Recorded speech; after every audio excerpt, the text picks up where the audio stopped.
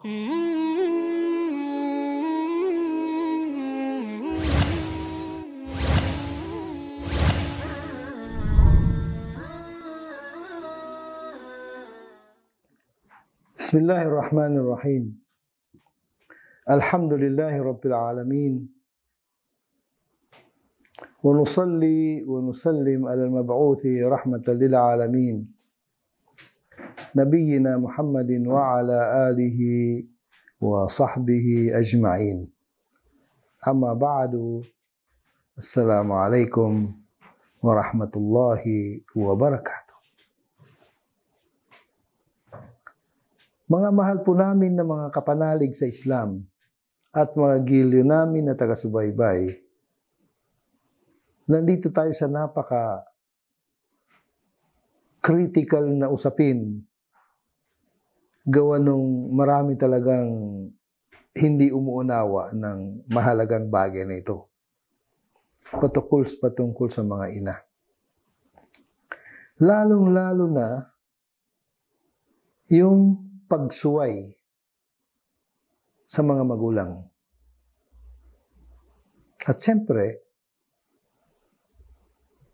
pag sinabi mga magulang ay unang-una doon ang ina. Kaya ang daming pasaway. Napakaraming pasaway. Kung merong 10 magkakapatid, mabuti kung merong isa, dalawa na talagang masunurin, hindi sumusuway. Kaya, merong ang hadith ng Propeta sallallahu alaihi wasallam na nakakatakot patungkol sa pagsuway sa kagustuhan ng magulang. Tinatawag sa wikang Arabic na uququl walidain, ang pagsuway sa dalawang magulang. Siyempre, katulad pa rin sinasabi natin, ang lamang doon ang ina sa maraming kadahilanan. Allahu Akbar. Anong sabi ng Propeta sa kanyang hadith? Sabi niya, la yadkhulul jannata 'aq. Hindi makakapasok ng paraiso ang pasaway sa magulang. Kaya wala tayong masabi kundi inna lillahi wa inna ilaihi raji'un. Napakabigat na batas. No, it is talagang karapat-dapat lang talaga na yun ang magiging batas. Kung naunawaan natin ang tinatawag na kahalagaan ng magulang ay talagang hindi ka susuway. Ngayon mga kapatid, sa Sahih al-Bukhari, itong hadis ay patungkol sa pagsuway sa mga ina. Sabi ng mga scholar, bakit daw ina ang nauna o napag-usapan palagi ang ina? Kasi bukod sa kahalagaan ng ina, sila kasi yung mga mahihina na kung saan sa mga anak ay mas madali nilang salungatin ang kagustuhan ng ina kaysa kagustuhan ng ama kasi ang ama nakakatakot. Di ba? Kaya kadalasan sila ang sinusuway, yung mga ina. Allahu Akbar. Kaya anong sabi ng Propeta sa kanyang hadith sa pagbabawal nito? Sabi na, Inna Allah harrama alaykum uquqal ummahat. Katunayan ng Allah ay pinagbabawal niya sa inyo na labagin ang inyong mga ina. Yun nga, sabi ng mga nagpaliwanag ng hadith. Sabi nila, bakit ang tinukoy kaagad ang mga ina, hindi na isinama yung mga ama? Dahil sa mas madaling salungatin ang kagustuhan ng ina dahil sa kanyang kahinaan. Lalo-lalo kapag matanda na siya. Samantalang ang ama ay nakakatakot. Kasi lalaki. Kaya sino nagsabi ng ganitong yung nagpaliwanag ng hadith na ito, na sinabi ng Propeta, katunayan, ipinagbawal ng Allah sa inyo na sumuway sa inyong mga ina. Ang hadith ay rawahu Shaykhan. Ang nagpalabas o nagtala ng hadith ay yung dalawang malaking sheikh, si Al-Imam Al-Bukhari at saka si Al-Imam Muslim. Yung mga nangunguna sa paglikom ng hadith, ng mga authentic na hadith. Kaya sabi ni Ibn Hajar, si Ibn Hajar al-Asqalani, siya yung pinakakilala na nagpaliwanag ng mga hadith na nilikom ni Al-Imam Al-Bukhari. Si Ibn Hajar al-Asqalani, na meron siyang aklat na tinatawag na Fathul Bari. Fathul Bari fi Sharh Sahih Al-Bukhari. Yun ang pinakakilalang pagpaliwanag sa mga hadith na nalikom ni Al-Imam Al-Bukhari. At anong sabi ni Ibn Hajar, rahimahullah? Sabi niya, qila khussal ummahatu bid-dhikr. Bakit sabi niya dito sa hadith na ito, napaka-authentic na hadith, ay ang nabanggit lang amang ina, li'anna al-uquqa ilayhinna asra'u min al-aba. Dahil sabi niya, ang pagsaway o pagsuway sa mga ina ay mas mabilis, mas madali kaysa mga ama. Lidha'fin nisa, at dahil sa mahina ang mga kabaihan. Waliyunabbah, itong pangalawang dahilan, ala anna birrul ummi muqaddamun ala birril ab fi at-talattufi wal hunuwi wa nahwi dhalik. Sabi niya, at upang maunawaan din, maintindihan na ang pagsunod at pagiging mabuti sa mga magulang ay nauuna ang ina bago ang ama. Sa ating pagiging sa pagmamahal, sa pagsunod, sa pagpapakumbaba, ay una ang ina bago ang ama. Yun ang sabi ni Ibn Hajar al-Asqalani. Sabi naman ni Al-Imam An-Nawawi, si Al-Imam Nawawi, siya yung nagpaliwanag naman ng tinatawag na Sharh Sahih Muslim. Yung pagpapaliwanag sa aklat na hadith na nilikom ni Imam Muslim, ang nagpaliwanag noon ay si Al-Imam An-Nawawi.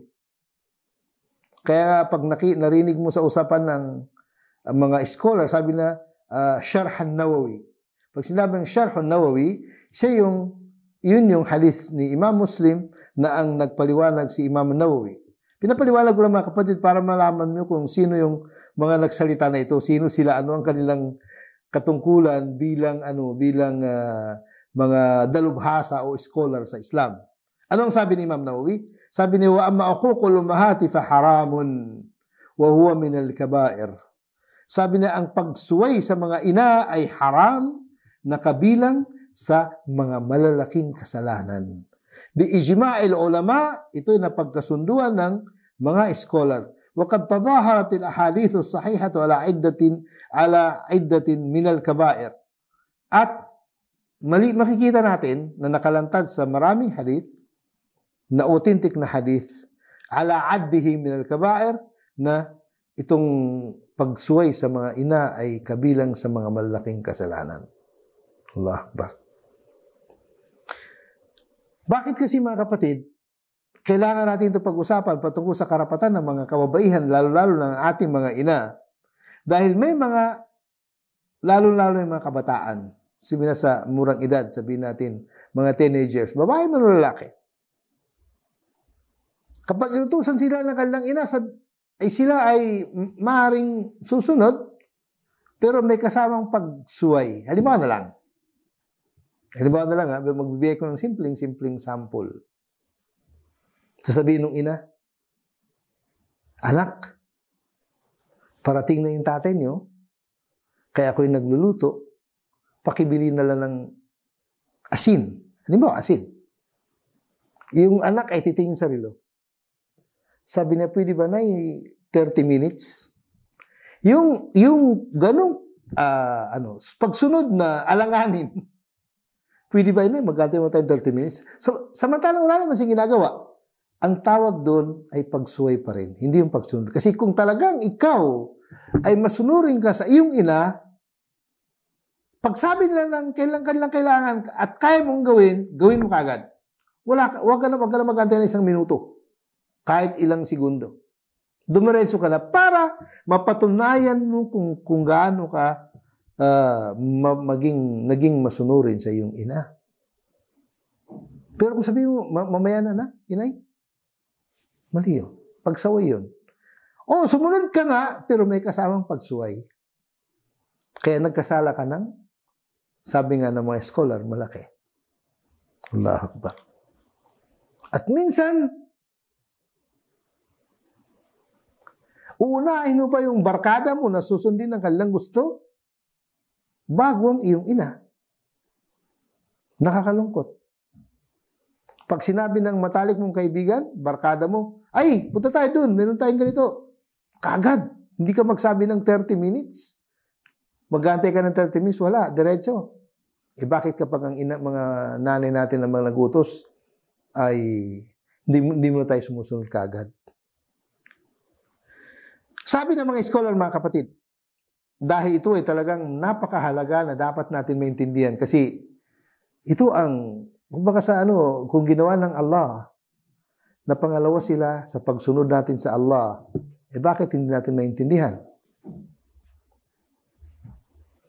Kaya dahil sa tindi ng ganitong pamaraan ng pagsuway sa mga magulang, lalo-lalo ng ina, ay nagkasundo ang maraming mga dalubhasa, mga scholar, mga ulama ng Islam, na sabi nila, kapag tinawag ka ng iyong ina, tingnan niyo kung gaano kahalaga yung paliwanag nila. Kapag tinawag ka ng iyong ina at sa oras na ikaw ay nagdarasal ng sunna, hindi obligado ang sunna. Ibig sabihin yung mga sunna, masala, hindi yung 5 sala. فَإِنَّهُ يَقْطَعُهَا. Kapag tinawag ka ng iyong ina habang ikaw ay nagsasala ng sunna, ay ititigil mo ang iyong pagsasala. Allahu Akbar. Ititigil mo. Huwag ka muna magsala. Tigil ka muna. Gawin mo na yung gusto ng nanay mo. Ano, naintindihan mga kapatid? Ganun kahalaga? Maliban lang kung nagsasala ka ng obligadong sala, katulad ng 5 sala, hindi ka pwedeng tumigil. Kasi karapatan ng Allah yun, una yun. Pero yung sunnah, yun ay hindi siya obligado, hindi utos na kailangan gawin mo talaga. Pwede mong gawin kapag walang sagabal. Habang ikaw ay nagsasala at tumawag na, sabi, anak, halika muna. Ipagpatuloy mo ang sala, yung pagdarasal mo, o tigil ka muna. Kapag sunnah, titigil ka muna. Allahu Akbar. Ganun sila kahalaga, mga kapatid. Allahu Akbar. Kaya, sabi nga nung isa sa mga kilalang scholar ng mga sinauna ng mga Muslim, si Makhul rahimahullah, anong sabi niya? Bilang patunay dun sa sinabi natin, sabi niya, idada'at ka walidatuka wa anta fi salati fa'ajibha. Sabi na kapag tinawag ka ng iyong magulang habang ikaw ay nagsasala, at sabi ng mga scholar, ito ay sala na sunnah, ay sundin mo ang nanay mo. Ibig sabihin, doon lang sa obligadong sala, yung 5 sala, ay hindi mo pwedeng itigil ang pagsasala, yung pagdarasal. Yung sambayang natin, hindi mo pwedeng itigil. Pero, kapag sunnah, ay kailangan mo itigil, unahin mo munang nanay mo. Ngayon, bilang alam ko na may mga gumugulo sa isipan ng mga nakikinig, paano yung sala ko? Wala na. Hindi, kapatid. Kung ano na nagawa mo doon sa sala mo, meron ka paling reward. Meron ka paling reward. Kahit hindi mo natapos yung sala. Kasi nagawa mo yun eh. Mali yung sinasabi ng iba na kapag hindi mo natapos yung katulad ng fasting, dahil sa nagkaroon ng sagabal, hindi mo na ipagpatuloy yung fasting mo, yung pag-ayon, halimbawa, at saka pagsasala, kasama na yun. Wala ka ng reward. Meron. Kasi yung nagawa mo na yun ay kung alang-alang sa Allah, kahit hindi mo siya nakumplito, merong reward yun. Kasi kapag walang reward, ibig sabihin nun, hindi justice ang Allah subhanahu wa ta'ala. Meron ka pa rin reward, pero dahil sa hindi natapos, kailangan ulitin mo at tapusin mo. Pero kung sakaling hindi mo na ulit at hindi mo natapos yung sala na yun, alam mo, nakaisang raka ka lang, tinawagan na nanay mo, Supposed to be 2 raka. Hindi sumunod ka sa nanay mo, hindi ka nagsala. O tinapos mo yung sala mo, itinigil mo. May reward yung 1 raka, pero hindi lang siya makakaroon ng reward na kumpleto kasi hindi mo siya nakumpleto. Kapag nagkaroon ka na ng oras, di kumplituin mo. Kumplituin mo, tatapusin mo. At dadami ang reward mo. Bakit?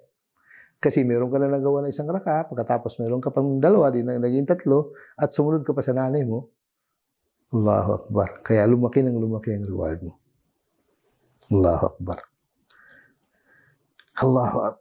Kung sakaling ikaw ay tinawag ng nanay mo dahil sa busy ka sa telepono, lalo ngayon usong-usong cellphone, di ba? Sabi mo, Nay, wag mo na kasi may kausap ako eh. Astaghfirullahaladzim. Astaghfirullahaladzim. Sabihin, mas mahalaga yung kausap mo kaysa nanay mo. Kaya sabihin pa natin, pinakakausap mo, yung pinakamahalagang tao sa lipunan, ay unahin pa rin ng nanay mo, bago yung sino mang tao. Mga kapatid, nakita niyo kung gaano kahalaga ang pagsunod sa ina? At bawal na bawal sumuway sa kanila? Allahu Akbar. At nakita naman ninyo doon sa unang usapan natin, ang ina ay pangalawa sa Allah subhanahu wa ta'ala sa pagsunod. Siyempre, unang Allah, pagkatapos ang ina. Siyempre, ang propeta kasama doon sa pagsunod sa Allah subhanahu wa ta'ala. Ipagpatuloy po natin mga kapatid. Diyan lang muna kayo. Maraming salamat.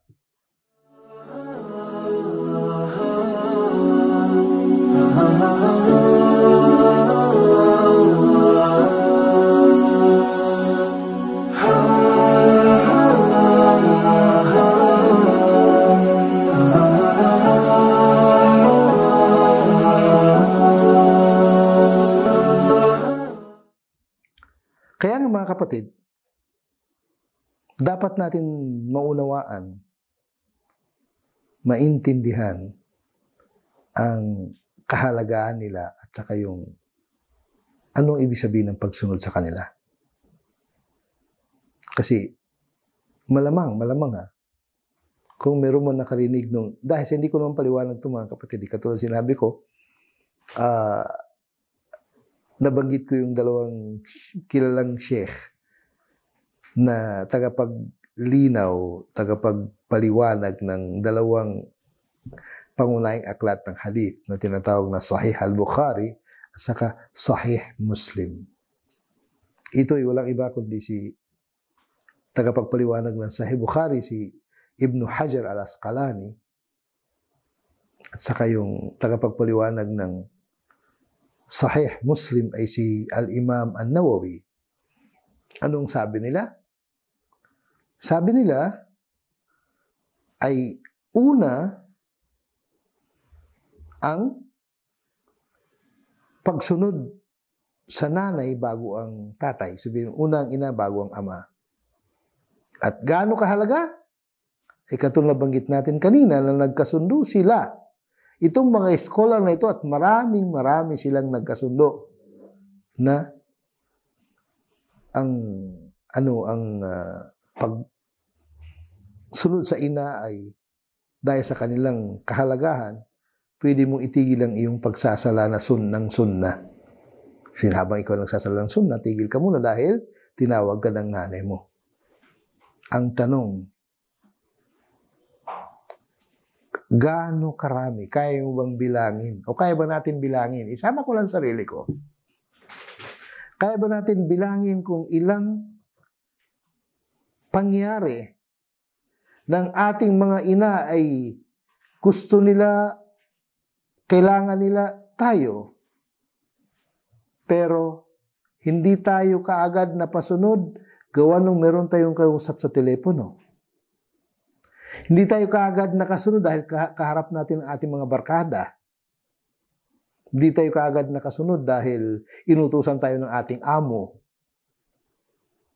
ating manager. Allahu Akbar. Yung iba kasi, halimbawa na lang, inutusan ka ng manager mo, samantalang biglang dumating na mo, kailangan ng nanay mo. Sino unay mo? Manager o nanay? Sabi mo, hindi, maunawan ako ng nanay ko, manager na lang. Pero kung sinunod mo yung nanay mo bago ang manager mo sa trabaho, sabihin mo, mawala ako sa trabaho. Anong mali mo? Mawala ka nga sa trabaho pero ipapalit ng alang trabaho para sa higit pa doon sa dati mong trabaho. At ganun talaga mangyari. Kasi yung pagsunod natin sa Allah ayon sa kanyang gusto ay dito pa lang sa mundo, ipapakita na sa atin kung gaano kahalaga yung pagsunod na yun. Kaya dito pa lang makikita na natin. At totoo yung mga kapatid. Actually, sa totoo lang, patungkol sa pagsunod at sa hindi pagsunod, dito sa ganitong kautusan na inutusan tayo ng Allah na unahin natin ang nanay natin pagkatapos ng Allah subhanahu wa ta'ala, una kaagad yung nanay natin pagkatapos o susunod kaagad ang nanay natin pagkatapos ng Allah subhanahu wa ta'ala. At sino man ang iba, maliban sa Allah, ay hindi natin pwedeng hindi natin pwedeng unahin sa ating mga ina. Kapag ginawa natin to, sigurado ako kapag sincere tayo dahil sa ang ginagawa natin pagsunod sa Allah at pagmamahal sa Allah subhanahu wa ta'ala, ipapakita na sa atin ng resulta. Kung sakali lang, kung sakali nangyari. Na katulad ng sinasabi ko, sa napaka-critical na sitwasyon. Ikaw ay inutusan ka ng manager mo sa trabaho, ay kailangan ka ng nanay mo. Okay. May mga manager, hindi talaga makakaintindi. Hindi lang mo nawaan ito. Kaya sabi mo, sir, sorry talaga kasi kailangan ko ng nanay ko eh. Meron talaga hindi iintindi nun. Pag hindi ka inintindi at nasisanti ka sa trabaho dahil sa pagsunod mo sa nanay mo, sa tingin mo kaya, ano ipapalit ng Allah doon? Sigurado ipapalit ng Allah kung nasisanti ka sa trabaho dahil sa pagsunod mo sa nanay mo, na inuna mo yung nanay mo, sigurado 100%, hindi 99.9, 100% papalitan ng Allah ng higit pa dun sa nawala sa'yo. Yun ay hindi ko rin salita, kundi salita na propeta sallallahu alaihi wasallam.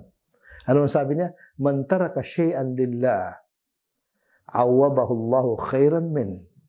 Sino man ang iwanan ng isang bagay alang-alang sa Allah, ay papalitan ng Allah na higit pa dun sa nawala. Sigurado yun. Kailangan mo lang kasi na malakas yung paninindigan. Sigurado yun, 100%. Hindi 99.99. 100%. Sigurado yun. Kaya kung alam natin yun, bakit hindi tayo susunod sa gusto ng Allah? Gusto ng Allah sa atin, unahin natin ang ating mga magulang, lalo-lalo ang ating ina, kaysa sino man, nino man, maliban sa Allah subhanahu wa ta'ala. Kaya dapat natin intindihin to. Alam ko na ang daming pasaway sa atin. O ang daming natin, isama ko ng sarili ko. Ang daming natin pasaway. Pwede naman siguro tayo magbago mga kapatid eh. Alang-alang, una-una sa Allah subhanahu wa ta'ala, yun ang kanyang gusto. Pangalawa, alang-alang sa ating tagumpay dito sa daigdig at lalo-lalo sa kabilang buhay. Kaya, yun yung una mga kapatid na dapat natin maintindihan. Tingnan nyo. Ganun kahalaga ang ina. Pangalawa, na pamamaraan para mapatunayan natin na mas mahalaga talagang mga magulang natin, lalo ang mga ina natin, ay kailangan maunawaan natin, alamin natin, bago pa sila magsalita, alam na natin kung anong kanilang kailangan. Bago pa sila magsalita. Hindi na tayo mag-antay na magsalita pa sila. Minsan, mayroong mga ina na gawa ng kanilang pagmamahal sa iyo. Gawa ng kanilang respeto sa iyo. Lalo-lalo na kung ikaw bilang anak ang taas ng inamot mo sa pag-aral, ang dami mong diploma, yung nanay mo hindi nakapag-aral. Irespeto ka niya at hindi niya sasabihin yung gusto niya. Dapat ikaw ay alam mo kung anong gusto ng nanay mo. Ibig sabihin, bago pa nila buksan ang kanilang mga bibig, bago pa sila magsalita, alam mo na kung anong kanilang kailangan? Allahu Akbar. Kaya ihanda mo na para may sagawa mo. Dahil karamihan sa mga ina ay nahihiya sila sa kanilang mga anak. Maraming ganito mga kapatid. Nahihiya sila sa kanilang mga anak na hindi nila kayang ilabas yung kanilang gusto. Siyempre, may mga ina na mga matatapang. Pero marami rin yung hindi. Kaya hindi nila masabi sa kanilang mga anak kung ano ang kanilang pangailangan, lalo-lalo na kung kanilang mga anak ay nasa tamang edad na talaga. Ibig sabihin, lalo-lalo ang kanilang mga anak ay tinitingala, nirespeto, inaangat. Kaya nahirapan sila magsalita. Kaya doon sa punto na yun, mga kapatid, kung ikaw ay ganun posisyon, huwag mo nang antayin na magsalita ang nanay mo. Ihanda mo na ang kanyang pangailangan bago siya magsalita. Ganun sila kahalaga, mga kapatid. At may mga anak na Allahu Akbar, nakakagulat, mga kapatid. May mga anak na kapag umabot na sila sa mataas na antas ng buhay, posisyon, ikinahiya na nilang kanilang mga magulang. Ayaw nilang malaman ng madla kung sino ang kanilang ina. Ayaw nilang malaman ng madla kung sino ang kanilang ama. Itinatago nila. Allahu Akbar.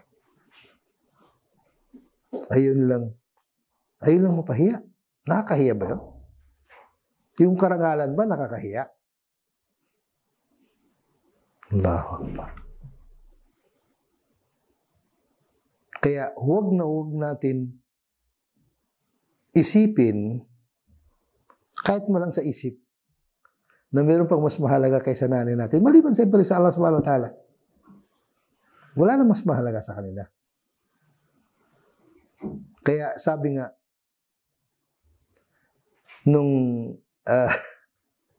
sabi nga ng mga nagpapaliwanag, kapag namatay na daw ang mga magulang,